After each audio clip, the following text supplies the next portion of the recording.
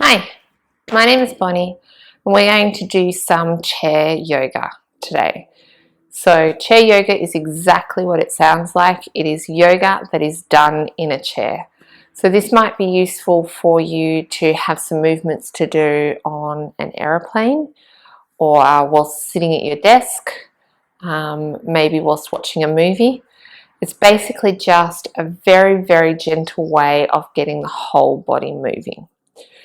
So I'm a yoga teacher and I have done lots of big, huge movements like headstands and shoulder stands. And yes, I enjoy them. The stretch is really good. It strengthens my body.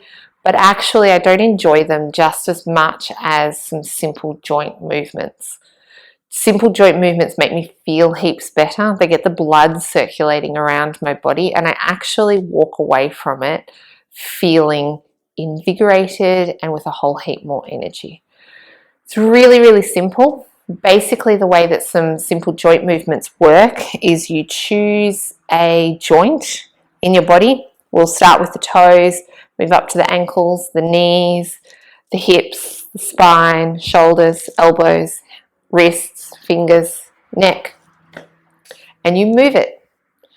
The reason that I'm telling you this is because even if you don't have this video in front of you or you forget what movements to use, you can just look at yourself and go, what parts of my body move?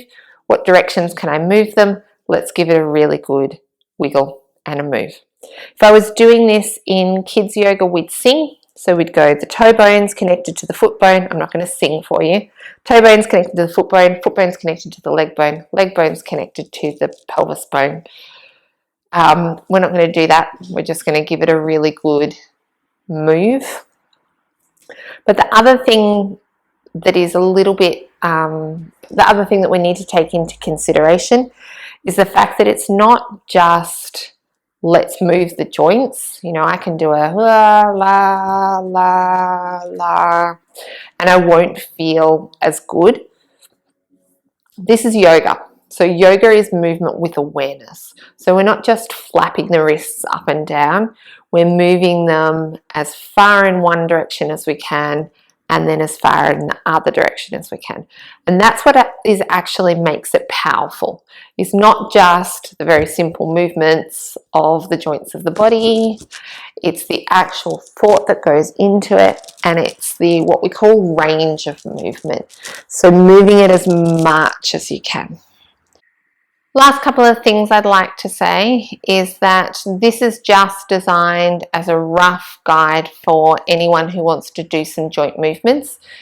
If anything doesn't feel quite right for you, then just stop, okay? You don't need to, if you're getting pain, keep doing something with the idea that it will help you or it will build your muscles or your flexibility or anything like that. Pain with this kind of exercise means stop, okay? I'm quite happy for you to email me, ask any questions that you need to. This exercise doesn't feel right. I get pain when I do it in this direction. But before you get an answer from me, just stop. It might be that you're doing this exercise and you've got a sore knee. So rather than continuing with this exercise, you do this exercise instead. And just do twice as much of that exercise. It might be that you can do this exercise, but when you lengthen it all the way up, then you get pain in your knee. So maybe you just do little ones. Yep. Or maybe you don't hold anything, you keep it all moving. Or maybe you do one foot and on the other foot you just keep it up and down. I don't know and I can't see you, so you're going to have to moderate it to how you see fit. When you sit down on your chair for chair yoga, it's important that you sit towards the front of the chair. So choose your chair wisely. Ideally, a chair without arms is best. That way you can use your arms out to the side and things like that. But also when you sit down, don't sit into the back of the chair like this, because when we come to do these kinds of exercises, or even these kinds of exercises, it doesn't work very well. What you want to do is sit to the front. Yep. That then allows your spine to be straighter rather than kind of slumping, but it also gives you freedom of your legs to move, and freedom of your arms because you have no hand rests. Of course, if you can't find a chair with no hand rests, or, you know, I don't know, this takes too much back muscle, then we moderate that. You can sit back. You can certainly do lots of the exercises from this direction. You just might struggle with some of the other ones. All right, now that I've said all of that, let's get started. We'll start with the toes. So I'm going to get you to give your toes a good wiggle and a move. And that may well be just inside your shoes. You can leave your shoes on for this. That's fine. And then after we've given the toes a really good wiggle and a move, I'm going to get you to scrunch them up as though you're trying to pick a pencil up off the ground, and then spread them out as much as you can. So scrunching and spreading. Again, this can all be done within shoes if that's what you've got on, or if you're sitting at the dinner table and you've got your shoes on, you may like to do these inside your shoes. That's absolutely fine. Good.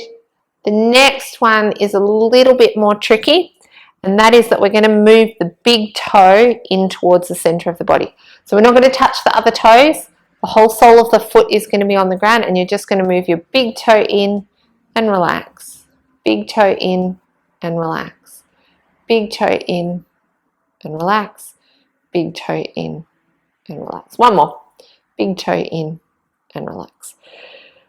Don't worry if you can't do the big toe into the center. That's absolutely fine.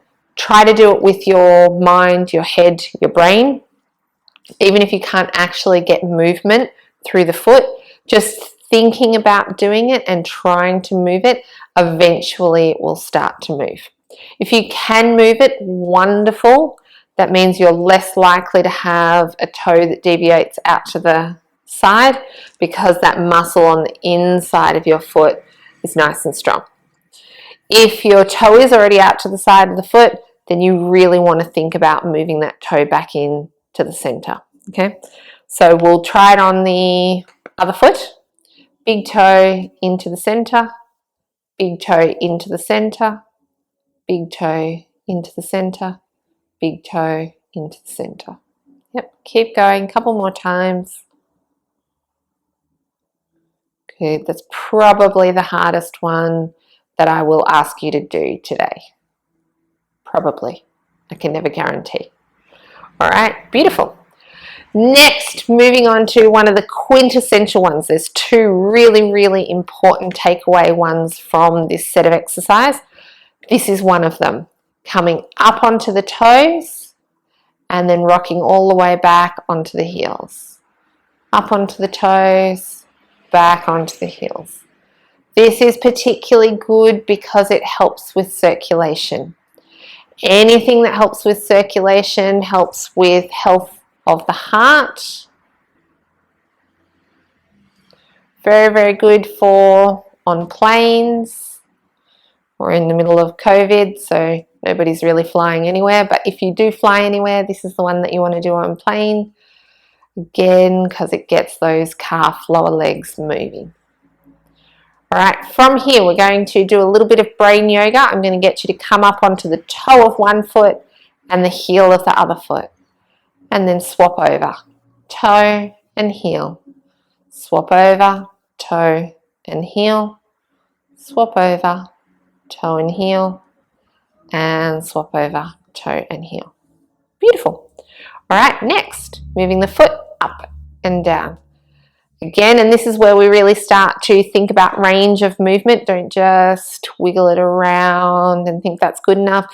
You really want to try and bring your toes as close to your nose as you can, and then point them down towards the ground. Yep, so we're really getting that ankle moving.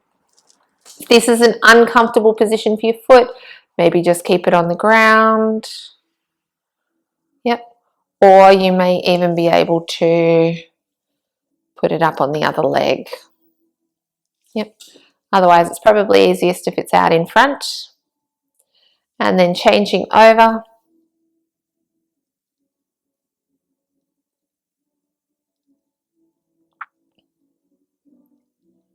Up and down, to the nose as much as you can, to the ground as much as you can. Good. All right. Then from here, we're going to go back to this foot. We're going to take the foot around in a nice big circle. If you get a few cricks and pops here, don't be too alarmed. That's perfectly normal. Nice big circles. And then nice big circles in the opposite direction.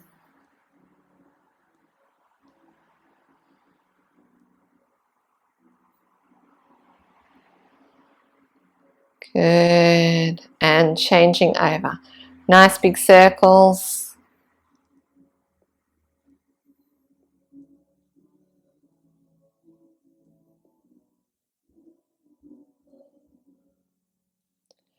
Nice big circles in the opposite direction. Beautiful. Good. All right, so that's the ankles. Next, we're moving on to the knees. So nice, simple, one leg in front, one leg in front. Again, you can keep this quite low. That's fine. Maybe you've got a knee problem. You can get it quite high. You can be a little bit inventive with this one if you want to. Can, chair can. You can see how high you can get it. I don't mind. We just need some movement through the knees. Beautiful. All right. Next one, hips. So marching up and down. Again, you can keep it nice and low. You can keep it nice and high. You just want to get some movement in those hip joints. Good. Beautiful. All right, so at the very start, I said that this one was an essential one. The other essential one is this one. I call it a spinal roll in the chair. You're going to slide your hands all the way down your legs. Hands down, down, down, down, down, down, down, as far as you can. And then relax forward. And then uncurl, uncurl, uncurl, uncurl, uncurl. Come all the way up. So it's beautiful movement for the spine. It's actually really good for the digestive system as well. So all the way forward and uncurl all the way back up. One more. Folding all the way forward and coming all the way back up. Beautiful. All right, shoulders around in a nice big circle. This one usually also gets some clicks, pops. Maybe you've got a shoulder that feels like it's moving a little bit better than the other shoulder. Again, nice big circles. See if you can move as much as possible. And then back in the opposite direction. Again, nice big circles.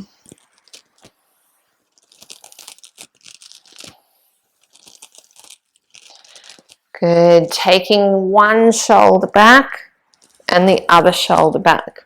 So yes, this is shoulders. Actually, it's moving through the spine. Feel that crick, crick, crunch movement of the spine, getting all of the juices in the body flowing.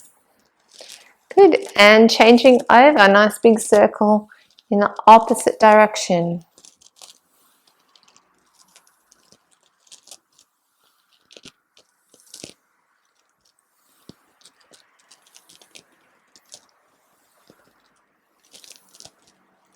Good, and pausing. All right, shoulders up towards the ears and down to the ground.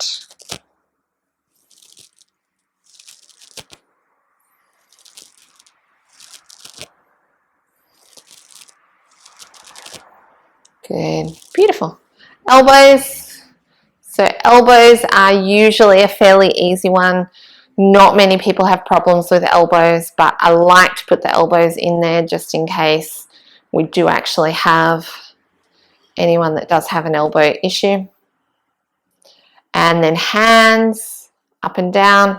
Again, I know I'm doing this fast. You can do it slow if you want. Really, wrists one way, wrists one way, wrists the other way. Bit of a tongue twister. Wrists one way, wrists the other way. Good. All right, hands around in a nice big circle. And although both wrists are going together, this one's a little bit of coordination for the simple reason that one of your wrists will probably move quite easily, probably the wrist that you write with, and the other one will lag behind a little bit. Good, and pausing, going back in the opposite direction.